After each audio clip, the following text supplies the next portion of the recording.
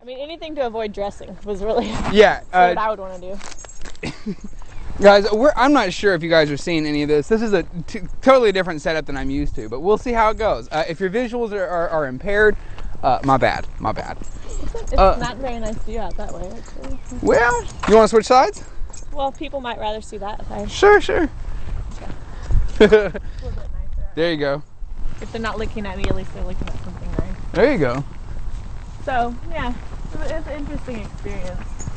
And I realized last night watching that movie, you know, sure, we're tight on money. I think it'll probably be that way for a little while. But right now, I wouldn't want to take on another very regularly hour job because I like the flexibility that I have. With your current job, which is not food service. Right. So I thought, well, I could go back to food service. I have a ton of experience doing it. I could get a job doing anything, probably anywhere. Right. But what would be the one job I would actually want to do? And all I could come up with, dishwasher.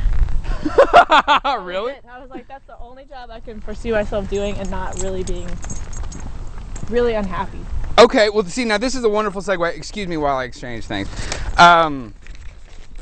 This is for my forum. What I do is I pose a general question to my forum, and then I have 4 different answers that are available to you. Because of its forum format, you're able to explain it more thoroughly than simply the options presented to you. Okay. But here are this week's options.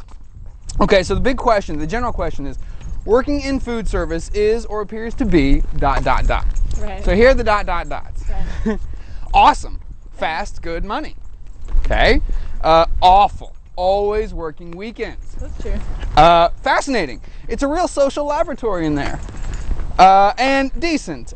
Just get out before you're stuck. I wouldn't choose any of those. You wouldn't choose any of these. No.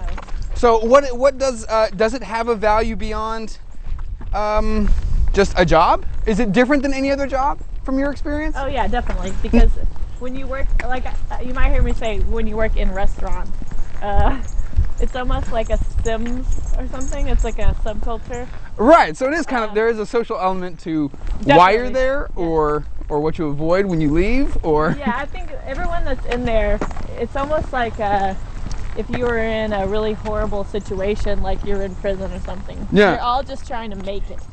You're just trying to make it through that shift. It's like as best you can do it, you know?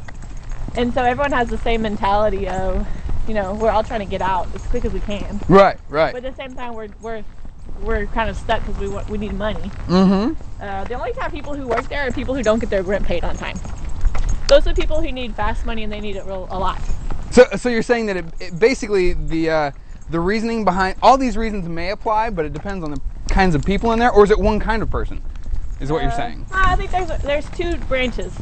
One is the youngsters. Youngsters, People okay. like us. Okay. We work there while we're doing something else. Right. It's a means to an end. Right, and like I was telling my sister yesterday, there's always old people working there too.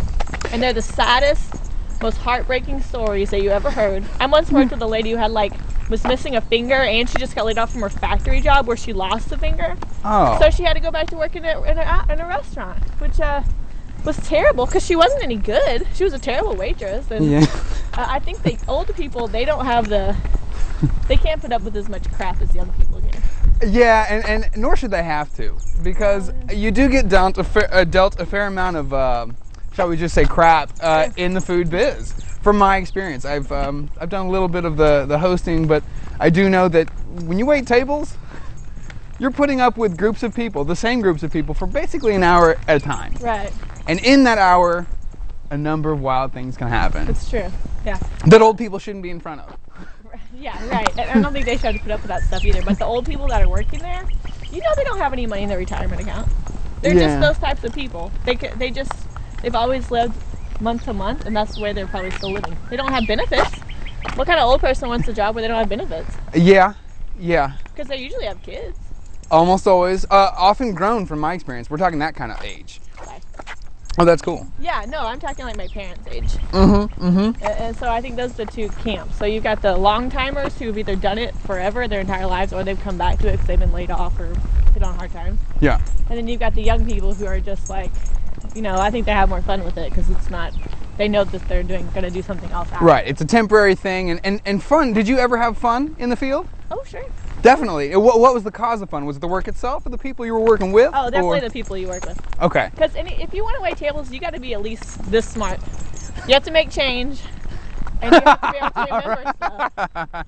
So you're already dealing with people. What was the second one? I'm sorry, I was laughing through the change because some remember people. what people order. Oh, okay. Somewhat of a good memory. Okay. So I think most people I work with are pretty intelligent to be able to wait tables successfully, else they don't do it very long. I once met a girl who could not make change, and I tried to teach her how to make change so many times, but she just couldn't get it, and she didn't last. She was there a couple weeks and Yeah. she couldn't do it. So I would say in general, the wittiest people I've ever known almost always work in restaurants. Yeah, I do think that it helps people develop kind of an interpersonal social savvy. Just because you're dealing with people constantly, not just the people you work for, work with, but also the people who just come in off the street that you're serving. Right. You have an hour with these people, and something's going to happen, something's going to crop up, right. and you're going to have to use that sense of humor to bail out. Yeah, that's true. That's been my experience. My biggest issue with working in a restaurant is when you work at a restaurant that you really don't like. Mm-hmm. For example, the cocktail place, the chain restaurant, and the Southern themed food restaurant I worked at in Colorado, which was Southern themed. Oh, yes. Yeah. Yes. Truly Southern themed, Yeah. not Southern. It's actually junkyard themed. I wish you could have seen it. It had a little mechanic's outfit I had to wear with a hat and a little oilcloth. Oh my gosh. Yeah, that is ridiculous. a trip. Yeah, it was pretty unreal. But if you work in a place where you genuinely don't like the food, I'll just trade. okay, it becomes very difficult to sell it to people. For someone like me, because I do feel like I have some integrity. Mm-hmm. So like I said, when people ask me at this chain restaurant, what's good? And I would say, I don't eat here. I mean, I'm the same way. And one person asked me, how do you work here to stay so thin?